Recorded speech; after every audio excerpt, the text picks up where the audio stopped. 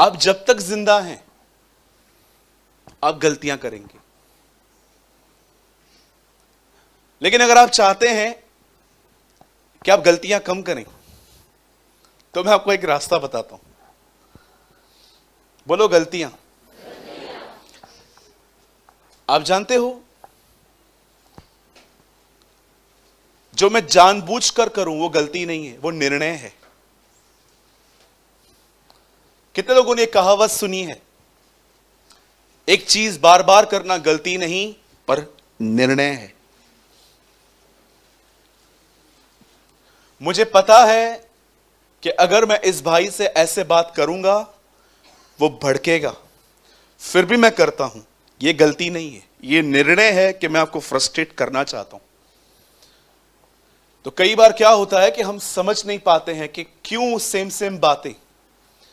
आप जानते हो पतरस ने प्रभु का एक नहीं 3 बार इनकार किया। मैं ये मानता हूं जब पतरस पहली बार गिरा तो ये उसने किया नहीं, वो डर गया, लेकिन जो 2 पीछे उसने बार किए। अब आप मुझे बताइए, जब आपको पता है कि आपके लिए ऑलरेडी प्रॉफिटिक वर्ड आया है कि आप इनकार करोगे, तो आप जाके पब्लिक में बैठे क्यों हो? आराम से ये बंदा वहां पर सबके बीच में जाके बैठ गया है। अरे भागना। आप जानते हो अगर आप किसी ऐसे व्यक्ति के साथ जिसके साथ आप पहले प्रभु में नहीं थे और उसके साथ आप जुड़े थे, और आपको पता भी है कि ऐसे संबंधों को प्योर बना के रखना कठिन नहीं, इट्स इम्पॉसिबल है ये कि एक लड़का लड़की आपस में बात करें, भले प्रभु में है और वो प्योर बने रहें। आपकी थॉट लाइफ तो खराब होनी ही है। लेकिन जब आप प्रभु में आए और आपको पता चला कि एक्चुअली ये रॉन्ग है, कहां ना कहां गलत है, लेकिन उसके बाद भी आप उन संबंधों को पकड़ के बैठे हैं, अब आप ये गलती नहीं है, अब ये आपने निर्णय लिया है। आप समझ रहे हैं मेरी बातों को? गलतियों में और निर्णय लेने में बहुत फर्क होता है। आज जो मैं बात आपको बता रहा हूं, मैं ये नहीं कहता हूं कि ये करने के बाद आपसे गलती नहीं होगी, लेकिन मैं आपको इतना कहना चाहता हूं, कम हो जाएंगी, बहुत कम हो जाएंगी। आप जानते हो जब पौलुस को झापड़ लगी तो उसे पता नहीं था कि जिस व्यक्ति ने उसको झापड़ मारने की आज्ञा दी थी, एक्चुअली पॉल एक कोर्ट में खड़ा था और पॉल को वहां पर किसने जोर से झापड़ मारी तो पॉल लगभग झुक गया पूरा नीचे, उसको इतनी जोर से मारी। तो पॉल जैसे उठा तो पॉल ने उस व्यक्ति को बोला, चुन्ना फिरी हुई दीवार, प्रभु तुझे मारेगा। तो किसी व्यक्ति ने वहां पर ये बात कही कि ये तरीका नहीं है, तू जज से ऐसे बात कर रहा है। तो पौलुस ने जानते वहां पर क्या किया? आप देखो, उससे माफी मांगी। 60 साल का व्यक्ति जो खुदा के साथ चलता है वो भी गिर रहा है, लेकिन औसम बात जानते हो क्या थी? ऑन द स्पॉट उठा। आपने देखा है प्रेरितों के काम में? मैं हैरान था, कल मैं ये पैसेज पढ़ रहा था, मैंने कहा प्रभु यार कितना मैच्योर था पॉल, चर्चेस बनाई उसने, अन्य भाषाओं में बोलता था, क्या बुद्धि थी उसके पास, कितना हमसे आगे था, लेकिन वो भी गिरता था। लेकिन पॉल में और हम में जानते हो सबसे अच्छी बात क्या थी? हमें कलीसिया में रियलाइज होता है कि हम गलत हैं। पॉल को पर्सनल लाइफ में भी हो जाता था। कई बार हम चर्च में आते हैं, कहते प्रभु ने मुझसे बात की। क्या बात की? मैं रूड हूं। तो जब रूड था तब क्यों बात नहीं की? चर्च में क्यों बात की? पर्सनली क्यों बात नहीं की? पॉल में और हम में एक बहुत अच्छा अंतर है। पॉल गिर के फास्ट उठता था, हम वहां बैठे रहते। अब जो मैं आपको समझा रहा हूं बड़े ध्यान से सुनिए। मैंने अपने लाइफ में बाइबल के अंदर ऐसे बहुत सारे लोगों को पढ़ा जो बड़े अच्छे से खुदा को जानते थे, लेकिन उन्होंने कुछ ऐसी गलतियां की अपने लाइफ में जिन गलतियों के कारण उन्हें सालों तक सफर करना पड़ा। आप सोचिए, अगर आप रेंटेड प्लेस पे हैं और आप घर लेने के लिए लोन ले रहे हैं और आपको पता है कि मेरी जो सैलरी है वो फिक्स है, ये जॉब जाएगी भी नहीं, अगर इस बेस पे कोई कुछ ले रहा है तो हम समझ सकते हैं। पर सोचो अगर आपको गोवा जाना है घूमने के लिए और आप इसलिए लोन ले रहे हो, तो मैं आपको जानते हो मैं आपको क्या कहूंगा? आप फुलिश हो। अब आप वहां से घूम के आओगे, और आपने कुछ पर्सन से ब्याज पे पैसे लिए हैं घूमने के लिए, मैं बिल्कुल भी खिलाफ नहीं हूं कि अगर आपको तकलीफ है और अगर आपके पास नहीं है तो आप किससे ले रहे हो। मुझे लगता है कि अगर हमारे घर पे कोई बीमार है और हमारे पास पैसे नहीं हैं और अगर ऐसे लोगों के लिए अगर हम किसी से ले रहे हैं तो मुझे नहीं लगता कि उस बेचारे की मजबूरी है इंसान की, वो बेचारा मजबूर है इंसान, वो इसलिए कर रहा है।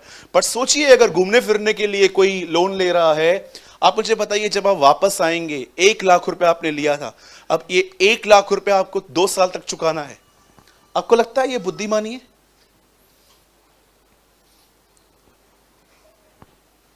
आप जानते हो कुछ गलतियां ऐसी होती हैं जो हमारे लाइफ में बहुत लंबे समय तक उनका इफेक्ट चलता है।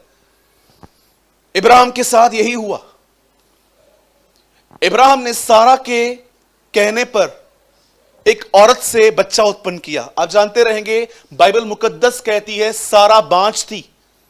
बाइबल यह नहीं कहती है कि इब्राहिम में स्ट्रेंथ नहीं थी, बाइबल बताती है इब्राहिम कैपेबल था, लेकिन सारा की जो वूम थी वो मरी हुई थी, उसके अंदर जो था एक या कुछ और कह सकते हैं कि जो प्रोड्यूस नहीं होता था। ऐसा लिखा गया है सारा की मरी हुई गर्भ को देखकर। बाइबल बताती है जब इब्राहिम ने सारा के कहने पे अपने गर्भ पे बैठी हुई एक आया को उसके साथ रिलेशन रखा और वहां से एक बेटा पैदा हुआ जिसका नाम था इश्माइल। और आप जानते हैं आगे चल के इश्माइल और इसहाक की आपस में नहीं जम रही थी। इश्माइल जानते हो क्या करता था? मैं आपको बताता हूं। वो इसहाक को देख के ऐसे मौकर लिखा है इंग्लिश में, मौकर, मजाक उड़ाने वाला। और जब जिस दिन सारा ने उसको देखा कि ये बच्चा ऐसे करता है तो अब इसी बहन ने उसे कहा निकाल इनको, और इब्राहिम ने उनकी बात नहीं मान ली। पहली गलती। दूसरी गलती ये थोड़ी पहले है, मैं पीछे बता रहा हूं। आप सभी जानते हैं कि इब्राहिम ने अपनी जिंदगी बचाने के लिए अपनी वाइफ को किसी और को देना ठीक समझा था। जब वो तुझसे कहें कि तू कौन है तो मत बताना मैं तेरी बीवी हूं, नहीं तो मुझे मार देंगे, तुझे रख लेंगे। तू एक काम करना, तू कहना मैं तेरी बहन, मैं इसकी बहन हूं, फिर क्या होगा, मैं जिंदा रहूंगा और तू स्पॉइल हो जाएगी। That's it. इब्राहिम ने अपने गलतियों में, अपने जीवन में ऐसी गलतियां की, और जानते हो जब परमेश्वर ने देखा एक गलती, दूसरी गलती, तीसरी गलती, गलतियों पे गलतियां कर रहा था ये व्यक्ति, तब परमेश्वर एक दिन उस पर प्रकट हुए और प्रभु ने उसे एक बात कही जो मुझे लगता है ये बात आज हमें भी लेनी चाहिए।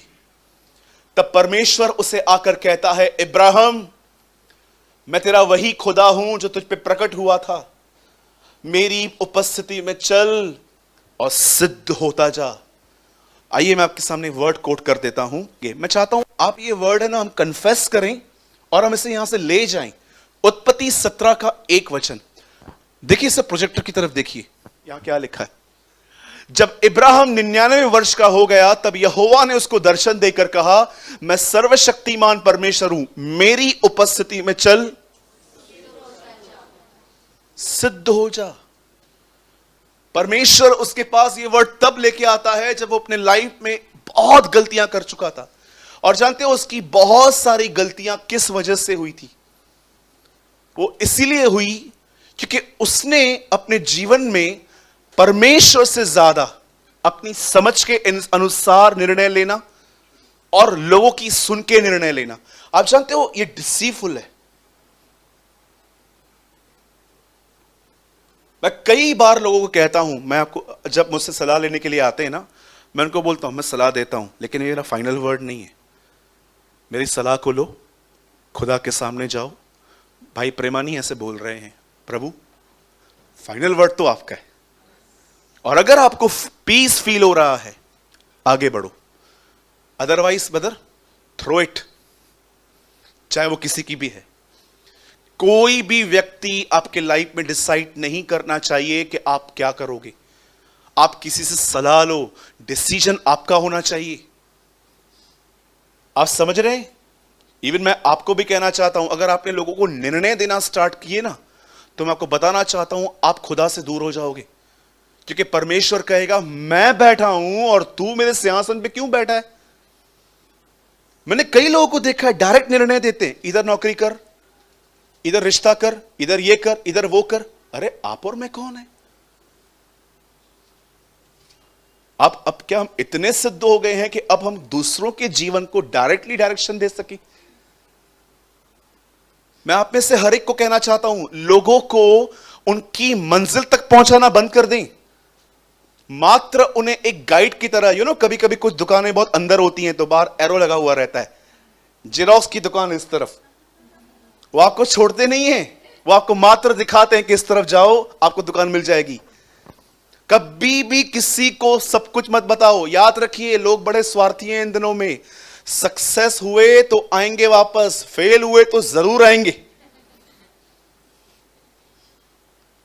अगर वो सक्सेस हुए तो शायद न भी आए, लेकिन फेल हुए तो आपके पास जरूर आएंगे और आके कहेंगे आपने कहा था, आपने कहा था। भाई आपके साथ ऐसा हुआ है बहुत बार, बहुत जापड़े लगी हैं। अब मैंने बोलना ही बंद कर दिया है। अब मैं लोगों को कहता हूं, भाई ये मेरी सलाह है, ऐसा कर सकते हो तो, लेकिन करना मत। पहले प्रभु के पास जाना और उससे पूछना, प्रभु ऐसा सुना है मैंने, क्या ये ठीक है? मेरी उपस्थिति में चल, मुझे उपस्थित जान के मैं तेरे साथ हूं और मुझसे जानकर काम कर। परमेश्वर की उपस्थिति में रहने का मतलब बाल खड़े होना नहीं है। आजकल एक नई टीचिंग आई है, स्ट्रेन टीचिंग। ब्रदर आपको खुदा ने छुआ, क्या सबूत है इसका? बाल खड़े हो गए। हाँ,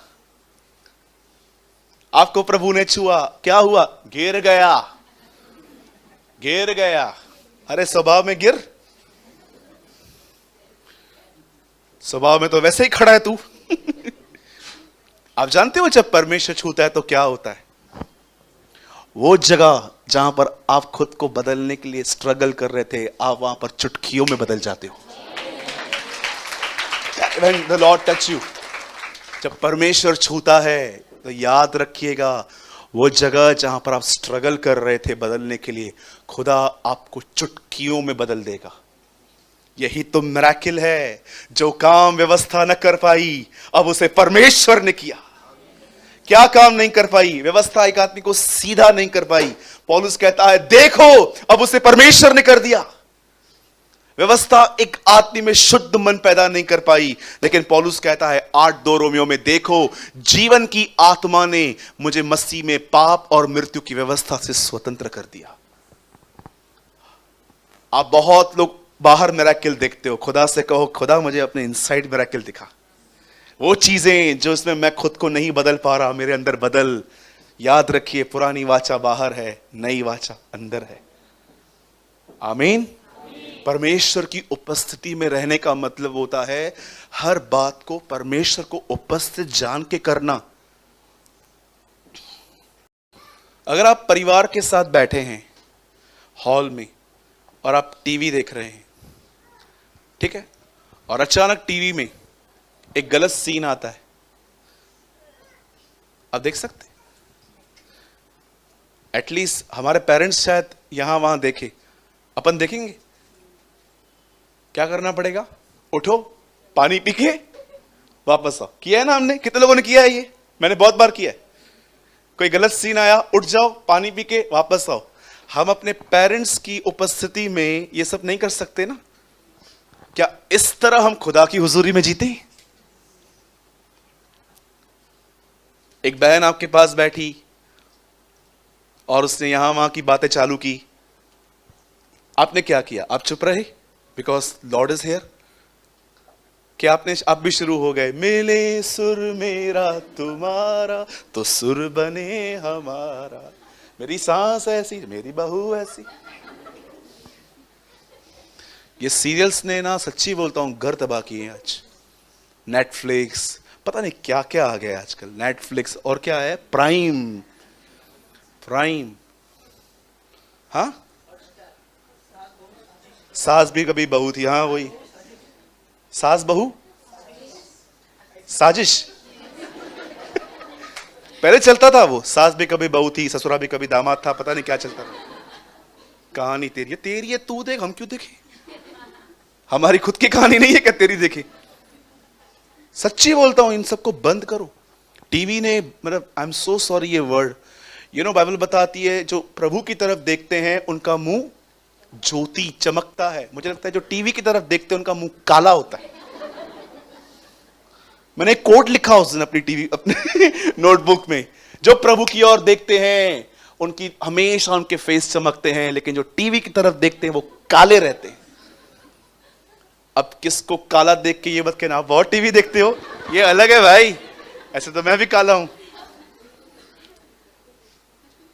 मुझे उस दिन पता चला जिस दिन मैंने आईपीएल देखा कि ये कितना बड़ा स्कैम है, ये कितना बड़ा धोखा है। जिस दिन मैंने देखा, एक दिन आईपीएल चल रही थी हमारे घर पे, और मैंने फर्स्ट टाइम देखा कि चौका लगने पर लड़कियां इतने कपड़े पहन के डांस कर रही थी। पता नहीं उनके हाथ में क्या था, वो दिवाली के कहां से चोरी करके आई थी, ऐसे कर रही थी, वो ऐसे कर रही थी। मुझे एक बात समझ में नहीं आई थी, 96 का वर्ल्ड कप मैंने पूरा देखा था, विल्स वर्ल्ड कप, श्रीलंका जीता था, राणा टूंगा उन दिनों में कप्तान थे। कभी औरतें नहीं आती थी, अब क्यों आ रही हैं? एशियन पेंट्स, जानते हो पेंट लेके पेंट कौन लगाती है? लड़की। मैं मां को बोल रहा था, मां अपने घर पे तो बेगारी आए थे काले काले, ये क्यों? आप देख रहे हो क्या रहा है। और हद तो तब हो गई जब मैंने रिसेंटली एक एड देखी। उस एड में 2 लोग एक बैंक में अकाउंट खुलवाने गए और उन्होंने कहा हम पति पत्नी हैं और हमारा अकाउंट खोलिए। दोनों औरतें थी। मैंने कहा कितना खुले में आ गए ये लोग, पहले छुप छुप के करते थे, अब गे और लेस्बियन रिलेशनशिप को कितना ज्यादा। और आप जानते हो जब कनाडा में और अमेरिका में इनकी परेड निकलती है तो उनके हाथ में एक फ्लैग होता है। आप जानते हो उस फ्लैग पे क्या छपा हुआ है? Rambo, the covenant of God. परमेश्वर ने नूह को दी थी ये खुदा क्या मजाक उड़ाते हैं। मुझे एक बंदे ने कहा था, ब्रदर क्या आप अपने चर्च में गे और लेस्बियन और जो फॉर्निकेशन में है आज का जो जिंदगी जी रहे हैं, क्या आप उनको वेलकम करते हो? मैंने कहा यस। अगर वो पश्चाताप करने के लिए आना चाहते तो आए, और अगर पश्चाताप करने के लिए नहीं आए तो मैं मसीहों का भी स्वागत नहीं करता। सबके लिए खुला है। लेकिन अगर आप एक मसीह हैं, आप पश्चाताप नहीं करते, आपका भी स्वागत नहीं है। यीशु ने ये नहीं कहा मैं इसलिए आया हूं। कितने लोगों ने ये वचन पढ़ा है, मैं धर्मियों के लिए नहीं? गलत बोल रहे हैं आप। यहां नहीं लिखा है कि पापियों के लिए आया हूं, मैं पापियों को मन फिराने के लिए बुलाने आया हूं। Read it. जब आप बाइबल की छोटी छोटी बातें पढ़ोगे ना, आप अमेज फील करोगे, यार कुछ भी बताया गया है अभी। मैं धर्मियों के लिए नहीं परंतु पापियों को मन फिराने के लिए बुलाने आया हूं। आप जानते हो हम यहां पर क्यों आते हैं? मन फिराने के लिए। आमीन। तो खुदा की हुजूरी में चलें। मैं नहीं कहता हूं आपसे गलतियां नहीं, पौल से होती थी, हमसे भी होंगी, लेकिन कम होंगी। आमीन।